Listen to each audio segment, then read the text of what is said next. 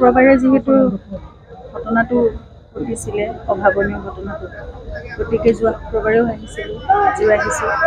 আৰু মোৰ যেতিয়াই কিবা ক'বলগীয়া থাকে, তেওঁৰ লগত মোৰ আলোচনা কৰিবলগীয়া থাকে, মই সদায়, কাৰণ মোকতো সদায় তেওঁৱে আগবঢ়াই নিব লাগিব। গতিকে মোৰ প্ৰাৰ্থনা, মোৰ সকলো কথা, মোৰ মনৰ কথা, মোৰ শক্তিৰ কাৰণে, মোৰ সাহসৰ কাৰণে, প্ৰতিটো কথাৰ কাৰণে মই তেওঁৰ ওচৰলৈকেতো আহিব লাগিব। গতিকে মই আহি থাকিম।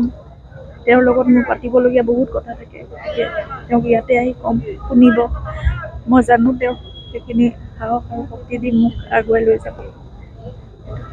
প্ৰাৰ্থনা সদায় যাতে সকলোৱে তেখেতৰ প্ৰতি প্ৰাৰ্থনা ৰাখে, মোৰ প্ৰতি আশীৰ্বাদ ৰাখে, আৰু যিমানবোৰ কৰণীয় আছে বা তেওঁ হয়তো আমাৰ সকলোৰে ওপৰত এটা বিশ্বাস ৰাখি তেওঁ নিজৰখিনি কৰ্তব্যখিনি কৰিলে।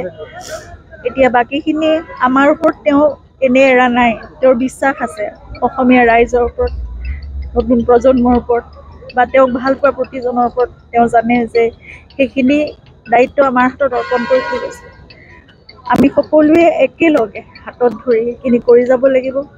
আৰু যেনেকে এই জুবিন ক্ষেত্ৰখন পুণ্যভূমি হৈ পৰিছে, এতিয়া মহামিলনৰ ভূমি হৈ পৰিছে, গোটেই অসমখন তেওঁৰ সপোনৰ বৰ অসমখন। মই বাৰে বাৰে সেইটোৱে প্ৰাৰ্থনা কৰোঁ যে তেওঁৰ সপোনৰ বৰ অসমখন যাতে আমি গঢ়িব পাৰোঁ।